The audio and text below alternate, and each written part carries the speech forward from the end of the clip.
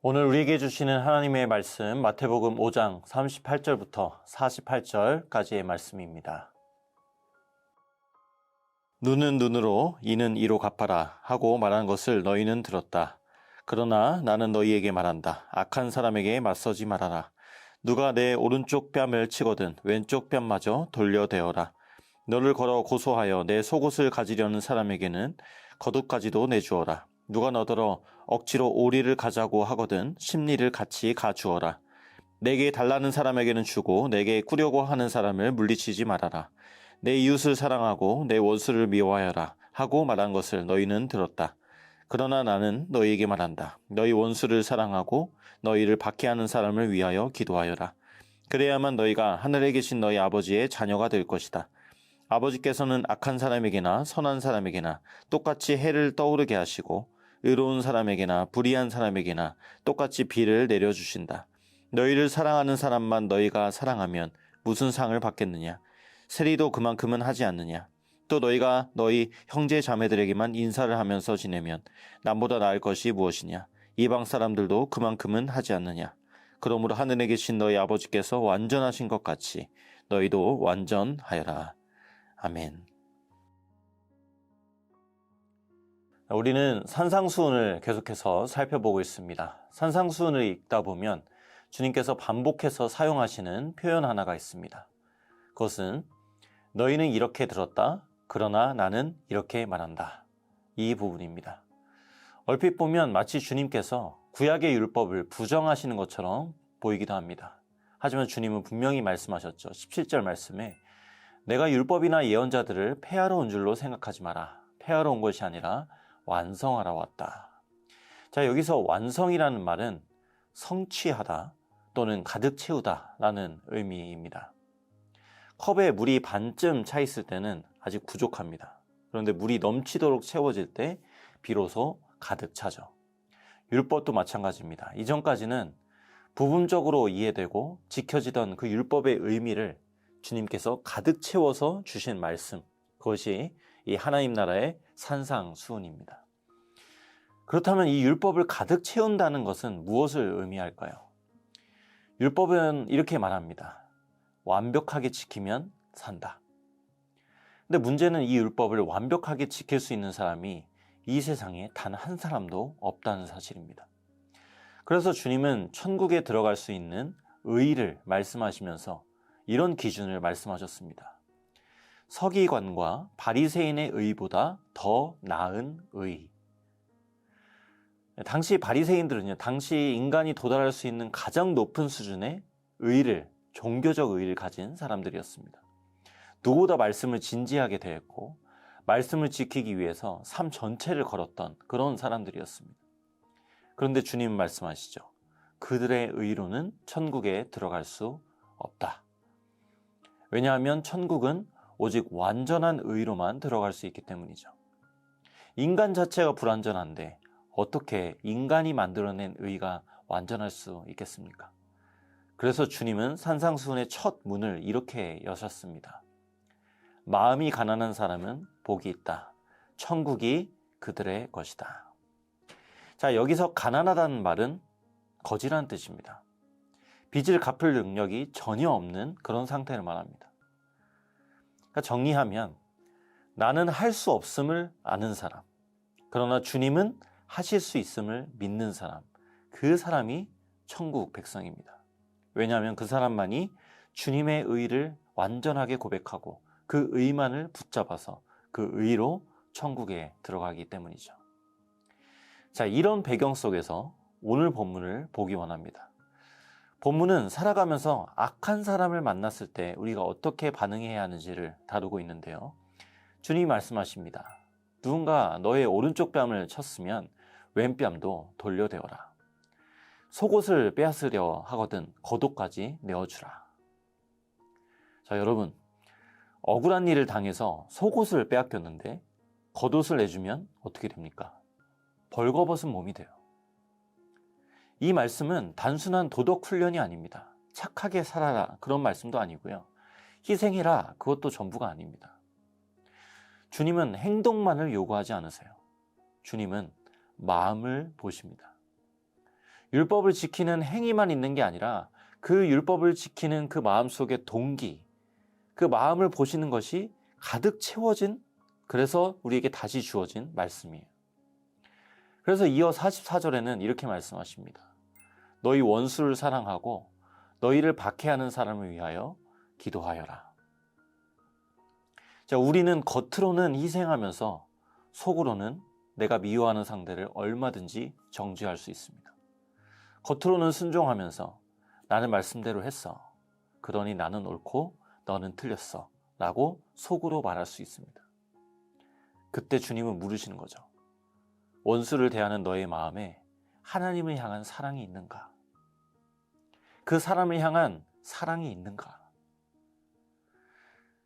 마음이 불편해집니다. 옆집 이웃을 사랑할 수는 있을 것 같습니다. 그런데 원수를 사랑해라. 솔직히 이것은 너무 어려운 말씀 아닙니까? 나를 억울하게 했고 나를 발가벗긴 것 같은 수치를 가져다 준 그 사람을 사랑하는 것은 불가능해 보입니다. 그런 우리에게 주님은 감사하게도 이어 말씀하시죠. 박해하는 사람을 위하여 기도하여라. 사랑은 어려울 수 있습니다. 그러나 그를 위해 기도는 할 수 있습니다. 기도는 내 마음이 조율되는 시간입니다. 기도는 기본적으로 상대를 바꾸는 시간이 아닙니다. 내 마음을 하나님 앞에 그대로 가져가는 시간입니다. 기도에 관한 한 책에 보니까 이런 문장이 써 있었습니다.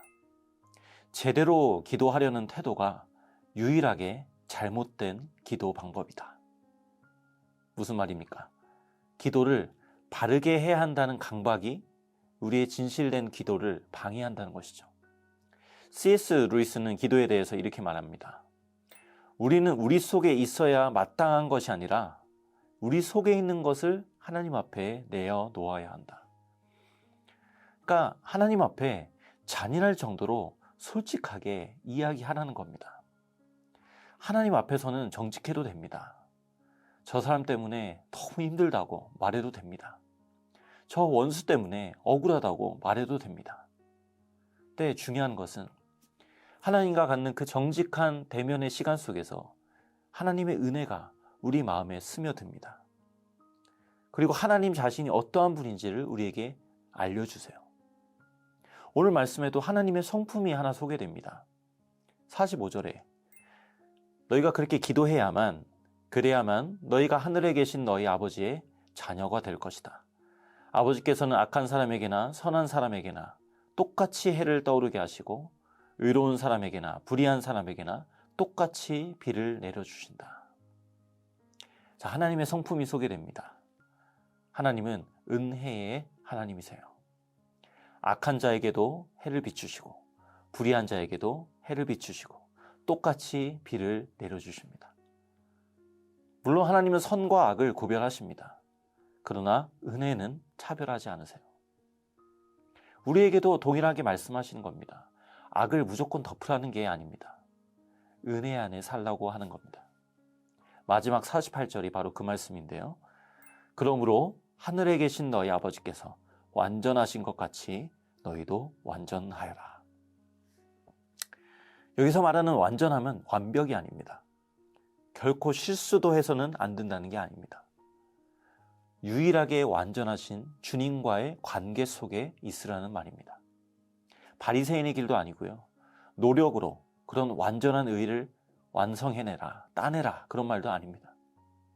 오히려 나는 아무것도 갚을 수 없는 그런 능력 없는 존재임을 인정하며 또 내가 지불할 수 없는 그 모든 것을 십자가에서 대신 치르신 그 보유하신 하나님과의 관계를 맺는 상태, 그것이 성경이 말하는 완전함입니다.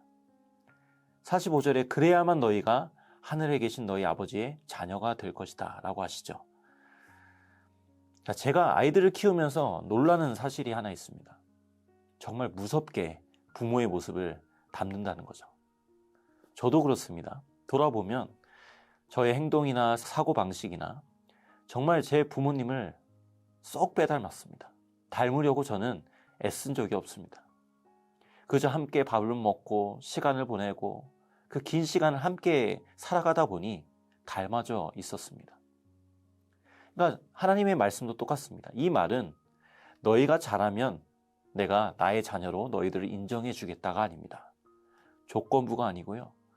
완전함은 내가 만들어내는 것이 아니라 이미 완전하신 주님과의 관계 속에서 은혜로 주어지는 것이라는 거죠.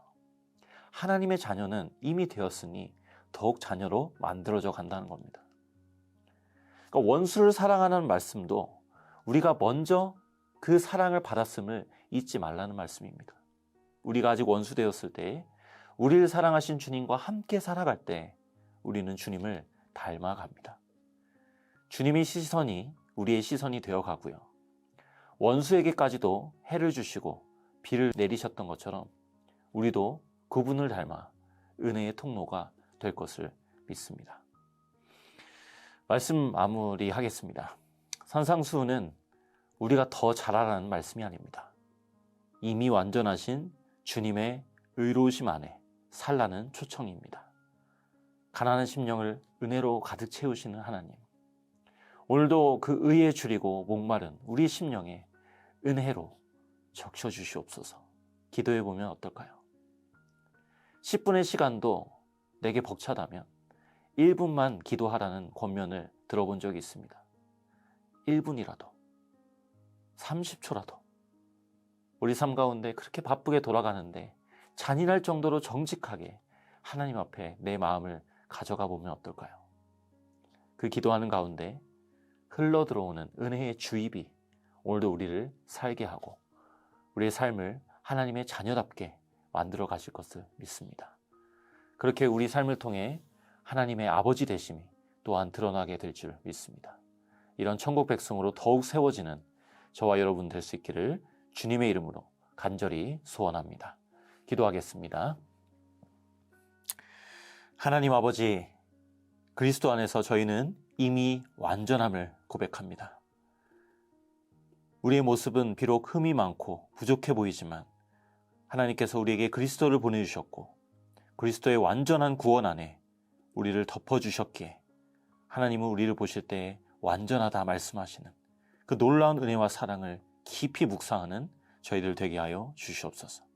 그 은혜를 만날 때마다, 그 사랑을 만날 때마다 우리 삶 가운데 하나님의 자녀됨이 나타날 줄 믿습니다.